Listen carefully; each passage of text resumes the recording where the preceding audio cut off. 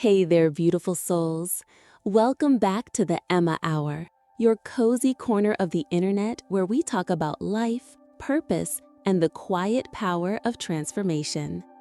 I'm your host, Emma, and if you're new here, I just want to say you're in the right place. Because this isn't just a podcast. It's a space for dreamers, for overthinkers, for the people who feel a little awkward in crowds but carry galaxies in their hearts. It's for people like you and like me. Today's episode is something I've been wanting to talk about for a long time. It's simple, but also incredibly powerful. We're talking about how to talk to anyone. That's right, how to start conversations that don't feel forced, how to connect with strangers, friends, mentors, even people who intimidate you a little. And most importantly, how to be you, fully, freely, and without fear. Maybe you've been the quiet one in the room. Maybe small talk makes you cringe. Or maybe you've got so much to say but don't know how to say it. You're not alone. I've been there. I used to dread networking events, overthink texts, and replay every conversation in my head like a broken record. And then something shifted. I learned that talking to people isn't about being the loudest in the room. It's about being the realest, the most present, the most curious. So today, I want to give you something real. No fake confidence, no robotic scripts. No, just be yourself without telling you how. We're diving into mindset, techniques, psychology, and heart. By the end of this episode, you'll walk away with not just tips, but an entire mindset shift. You'll learn how to connect deeply, speak naturally, and leave a lasting impression, whether you're in an elevator, at a party, in a meeting, or on your very first date. So grab your favorite drink, put your phone on silent, take a deep breath, and let's go on this journey together. Let's start with something honest. Most people are afraid to talk to strangers. Not because they don't want to connect, but because they're scared of being judged, ignored, or misunderstood. Think about the last time you wanted to approach someone, maybe at a party, a class, a cafe, or even just in a hallway. You saw them, you thought, should I say hi? But then your brain whispered, what if I sound stupid? What if they think I'm weird? What if I interrupt them? What if they don't respond at all? And suddenly, you stay silent. Sound familiar? This fear is universal. Even the most outgoing people feel it sometimes. It's called social anxiety, and at its core, it's not about others. It's about you doubting your own worth in the moment. Let's dig deeper. We grow up thinking that connection comes naturally. But no one really teaches us how to talk to people, how to handle awkward silences, how to recover from rejection, how to be comfortable in discomfort. And the world doesn't help either. We live in a time where eye contact feels rare, people text more than talk, and silence often feels louder than words. But here's the truth I want you to hold close. Talking to someone isn't about being perfect. It's about being present. Let me say that again. It's not about saying the perfect thing. It's about being present enough to listen, respond, and connect. You don't need to be funny like a stand-up comic. You don't need to be smooth like a movie star. You don't even need to say a lot. You just need to be authentically curious. Curiosity is your superpower. Now, here's a little exercise. If you're listening at home or walking somewhere, I want you to imagine this scene with me. You walk into a room where you don't know anyone.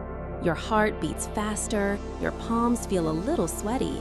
There are small groups of people already talking. You feel alone. Now pause. Take a deep breath. Feel the ground under your feet. And ask yourself this: what's the worst that could happen if I say hello? Really, what's the worst? Most likely, they'll smile, maybe say hi back, maybe you'll chat for 30 seconds and move on. Or maybe, just maybe, that one hello changes everything. Because every deep friendship, every powerful network, every life-changing opportunity, they all begin with one thing, a conversation.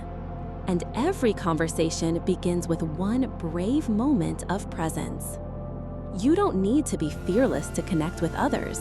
You just need to be brave for a few seconds at a time. Brave enough to ask, "How's your day going?" Or, "I like your book, what's it about?"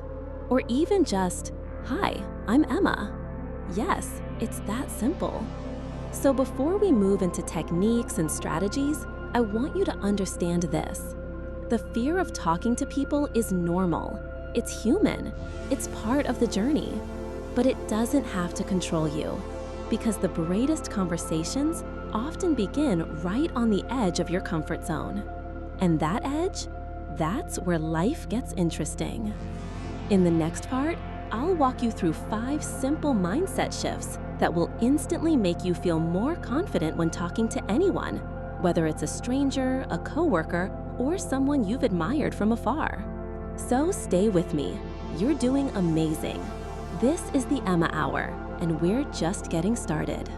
Now that we've unpacked the fear, let's talk about the mindset, the mental shift that can turn even the shyest person into someone who can talk to anyone.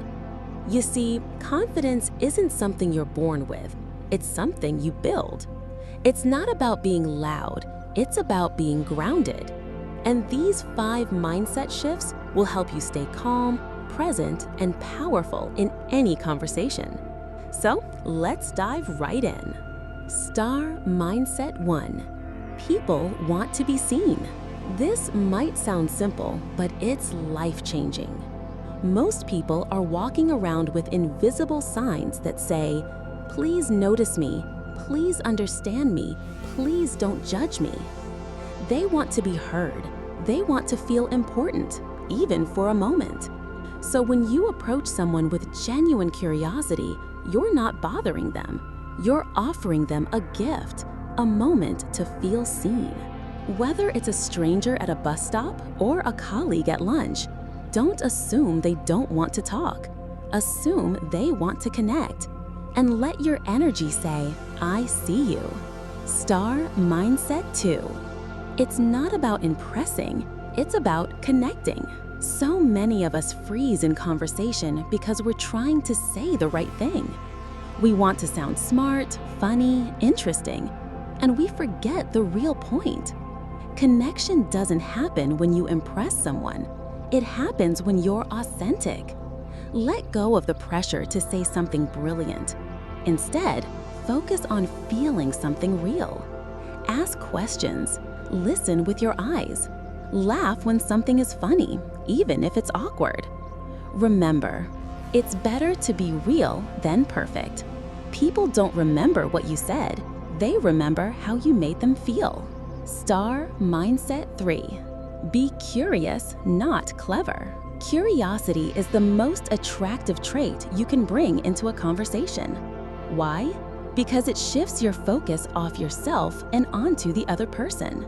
You're no longer thinking, "How do I look? What do I say next?" You're thinking, "Who are you? What lights you up?" Ask open-ended questions like, "What's something you've been excited about lately? What got you into that field? What's your story?" When you're curious, the conversation flows because people love to talk about what matters to them. You don't need to entertain, you just need to explore. Star Mindset 4. Awkward moments are normal. Repeat after me. Awkward moments are not failures. They are part of being human. Everyone has them, even the most confident speakers. Silences happen. You might forget what you were saying. Someone might give a short answer. And that's okay. Instead of panicking, breathe, smile, let it be. Sometimes naming the moment even helps. You can laugh and say, "Wow, my brain just went blank," or "That was a long silence." Own the awkwardness and it loses its power. Star Mindset 5. Every person is a universe. This is my favorite one. Every person you meet, whether they're in a coffee shop, on a train, or behind a desk, they have a story. They've loved, lost, laughed, cried. They have dreams and fears and memories you'll never know. When you remember that, you stop judging. You start respecting. You approach each conversation not with entitlement, but with awe. It turns small talk into soul talk. And that's where real connection begins. Emma, softly, reflectively. So, let's recap those 5 shifts. 1. People want to be seen. 2. It's not about impressing, it's about connecting. 3. Be curious, not clever. 4. Awkward moments are normal. 5. Every person is a universe. If you hold on to even one of these ideas, your conversations will begin to shift. Slowly, then suddenly. You'll stop fearing silence. You'll start leaning into connection. And talking to anyone won't feel impossible anymore. Emma, softly. Up next, I'll walk you through a simple step-by-step strategy you can use the next time you want to start a conversation. Something practical, actionable, something you can try today. So stay with me, beautiful soul. So far, we've faced the fear. We've shifted the mindset. Now it's time for the part you've been waiting for, how to actually start a conversation, naturally, confidently, without overthinking. You know those moments? You're standing next to someone at a party, in a classroom, maybe even in a waiting room. You want to talk, but you freeze. What do I say? How do I begin? Well, breathe easy, because I've got something for you. Today, I'm going to share a simple, step-by-step conversation starter formula that you can use in almost any situation. I call it the LIGHT method. Let's break it down. LIGHT method, the 5 steps. L, look around you. Before you speak, take in the environment. What are people doing? What is the person near you wearing, holding, or reading? This is your first tool, observation. It helps you start a conversation with something relevant and non-threatening. It takes pressure off you and makes it easy to lead in. Examples. That coffee smells amazing. Do you come here often? I love your jacket. Where'd you get it? Hey, I just noticed the book you're reading. I've heard great things. Is it good? Starting from the environment makes things natural because it shows you're present. I, introduce yourself. Don't wait too long. Once the ice is broken with a comment or question, say your name. You'd be surprised how often people skip this, but names create instant connection, and offering your name first invites openness. Example, I'm Emma, by the way. Nice to meet you, I'm Rahul. It signals I'm not a stranger anymore. Bonus tip, smile when you say your name. It makes you memorable. G, give a compliment or common ground. This is where things start to feel warmer. Find something to admire or something you share. Examples. You seem super focused. What are you working on? That presentation was awesome. I loved the part about. Hey, you mentioned photography earlier. I've been wanting to get into that too. Compliments or common interests create a bridge, a moment of human recognition. They say, I like something about you, and we all love to be liked. D, or H, hold the conversation with a question. Don't let it die right after hi. Follow up with a genuine, open-ended question. Nothing too deep, just something that invites a story. Some great ones. How did you get into that? What do you usually do when you're not at work, at school, here? What's been the best part of your week so far? Notice they aren't yes-no questions. They open the door to real talk, to sharing, to connection. T, tune in and listen. This is where most people lose the magic. They ask a question, but they're already planning the next thing to say. But real connection happens when you tune in, when you give the other person space to speak, when you listen not to reply, but to understand. So nod, make eye contact, Echo back something they said. Let your face and your body say, "I hear you." Because listening, that's what makes people remember you. Not your words, but your presence. Emma, encouraging tone. So that's the light method. Look around you. Introduce yourself. Give a compliment or common ground. Hold the moment with a question. Tune in and truly listen. It's simple, it's repeatable, and the more you use it, the more confident you'll feel.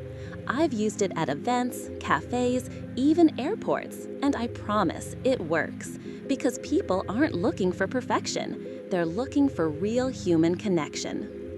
In the next part, we're going to talk about something even more powerful, how to keep the conversation going. We'll explore how to deal with awkward pauses, how to ask deeper questions, and how to leave a lasting impression without trying too hard. So don't go anywhere. You're doing beautifully. This is the Emma Hour, and connection. You're still here, and I'm so proud of you. You've learned how to face the fear. You've learned how to start the conversation.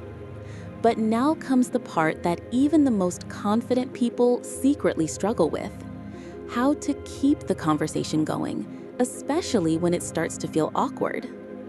You know that moment. You're chatting with someone and then silence. Maybe they give a short answer, maybe your brain freezes. You start thinking, uh-oh, what now? And before you know it, the connection is lost. But here's the truth. Every conversation has pauses. That doesn't mean you're doing anything wrong. It just means you're human and you're learning. Today, I'm going to give you a little conversation toolbox with 7 simple tools you can use to keep the energy flowing, even when it gets awkward. Let's open it up. Tool number 1, the echo technique. This is the easiest trick and one of the most powerful. When someone says something, just repeat a small part of it back as a question. It shows you're listening and it invites them to expand. Example: them, I just started learning photography. You, photography? Them, yeah, I've always loved capturing moments. It's natural, it keeps things going, and it gives them space to share more. You don't have to perform, just be curious. Tool number 2, tell me more. 3 magic words. You can use them after almost anything. Them, I work in tech. You, tell me more. What do you actually do day to day? Them, I love hiking. You, tell me more. Where do you usually go? It's like opening a door. You're saying, I'm interested. I want to know the world inside you. And people love that. Tool number 3, the shared emotion technique. Sometimes you don't need to ask a question. You just need to reflect an emotion they expressed. Them, work's been super overwhelming lately. You, I feel that. It's like everything hits at once, right? Now it's not just facts, it's feelings. That's where real connection lives. Don't rush to change the subject. Sit in the feeling with them. That's what builds trust. Tool number 4, the story hook. Stories are the heartbeat of conversation. So if you sense the energy dropping, share a little story from your life. It can be small, silly, sweet. Example: your dog's adorable. He reminds me of my old pup who used to steal socks and hide them in the fridge. Now you're not just talking, you're sharing. Stories create emotional glue, and they invite other stories in return. Tool number 5, the future flow. When you feel a lull, try asking about the future. It shifts the energy from stuck to possibility. Great questions. Got any fun plans this weekend? What's something you're looking forward to this year? If you could travel anywhere next month, where would you go? The future brings a lightness. It reminds us we're all dreaming of something. Tool number 6, the smooth pivot. Sometimes you just need to change the subject smoothly without it feeling weird. Here's a little line I use all the time. That reminds me of. It works like a charm. Them, I had this terrible train delay yesterday.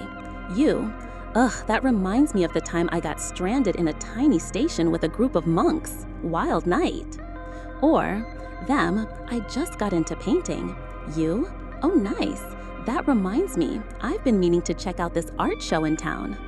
It's a gentle bridge, no awkward jump, just flow. Tool number 7, own the awkward. Okay, this one's bold, but it's beautiful. When there's a pause, when you feel stuck, just name it with warmth. Say something like, haha, I swear my brain just totally paused. What were we saying? I love moments like this, just hanging out in the silence. This is that classic what do we say next moment, right? You'd be amazed how this works, because it takes the pressure off. It reminds the other person we don't have to be perfect. We're just people. Emma, softly, reassuringly, so let's go over your conversation flow toolbox. 1, echo back what they said. 2, say, tell me more. 3, reflect emotions. 4, share a small story. 5, ask future-focused questions. 6, pivot with, that reminds me. 7, own the awkwardness. Beautiful soul. This is the Emma Hour. And I want to start this part by reminding you of something important. Not every conversation is meant to last forever. Some are short and sweet, some are deep and lasting, and some just run their natural course. But here's where many of us struggle. How do you end a conversation without being rude? How do you step away without hurting someone's feelings? How do you say goodbye without making it awkward? The answer? With grace, honesty, and a touch of warmth. Today, I'm going to give you a gentle guide to ending conversations, whether it's a quick chat, a long talk, or something in between. Let's dive in. Why ending well matters. Let's start with a little mindset shift. Ending a conversation isn't rejection. It's simply part of the natural rhythm of communication. Just like a beautiful song, a conversation needs an ending note so it feels complete. When you learn how to close a conversation with kindness, people remember you with respect. So here are 6 graceful ways to do it. Pig. 1. The time acknowledgement close. This is the most natural way to end things, by gently mentioning time. You're not blaming anyone, you're simply acknowledging that life moves on. Example. I've really enjoyed talking with you. Unfortunately, I've got to run to my next thing. This was such a fun chat. I can't believe the time flew. I should probably get back to work, study. Why it works. It feels respectful. You're being honest and you're showing appreciation before you go. Pig. 2. The gratitude and go. Sometimes a simple thank you is the perfect exit. It's especially useful when someone has shared something vulnerable or meaningful. Example, thank you for sharing that with me. It was really meaningful. I appreciate this conversation so much. It gave me something to think about. Then add, let's catch up again soon. I'll see you around. Take care. It leaves people feeling seen and valued. Pig. 3. The future hook exit. This is when you lightly suggest a future interaction, even if it's not a fixed plan. Example, let's pick this up another time. I'd love to hear more about it. If we run into each other again, remind me to ask you more about that. Why it works. You're closing this chapter while leaving the door gently open for more. It keeps the energy warm and welcoming. Pig. 4. The smooth pivot plus exit. This is when you wrap up one topic and gently shift away. Perfect for group settings, parties, or events. Example, that was such a cool story. I'm going to grab another drink, check in with someone, but it was great chatting with you. You've got such great energy. I'm going to circulate a bit, but thank you for this moment. Why it works. It's friendly, clear, and gives both people permission to move on without awkwardness. Pig. 5. The name and kind word goodbye. Never underestimate the power of ending with someone's name. When you say someone's name as you leave, it creates a personal, warm finish. Example: "This was lovely, Jenna. Take care and enjoy the rest of your day." "Thanks again, Ajay. It was really good talking to you." It's simple, but deeply human. Names make people feel remembered. Pig. 6. The honest, gentle exit. Sometimes you don't need a trick. Sometimes honesty is the most respectful path. Example: "Hey, I'm starting to feel a bit tired. I think I need a little quiet." "I really enjoy talking with you, but I think I need to take a little break and just be alone for a bit." If said with kindness, honesty doesn't feel rude. It feels real. It teaches others that it's okay to honor your needs. Let me give you one golden rule to remember. Pearl: always leave with light. Whether you talked for 5 minutes or 50, whether the chat was thrilling or a little dull, always leave someone with a sense of grace. Smile, thank them, say something kind, and walk away with confidence. What if? What if they won't let go? Sometimes a person keeps talking even after you've tried to close things gently. They don't mean to trap you, they just don't know how to let go. Here's what you can do. Repeat your exit line kindly. "This was lovely, but I really do have to head out now. I wish I could stay longer. I've really enjoyed this." Use physical cues. Start turning your body, gathering your things, stepping back slowly. Still say goodbye warmly.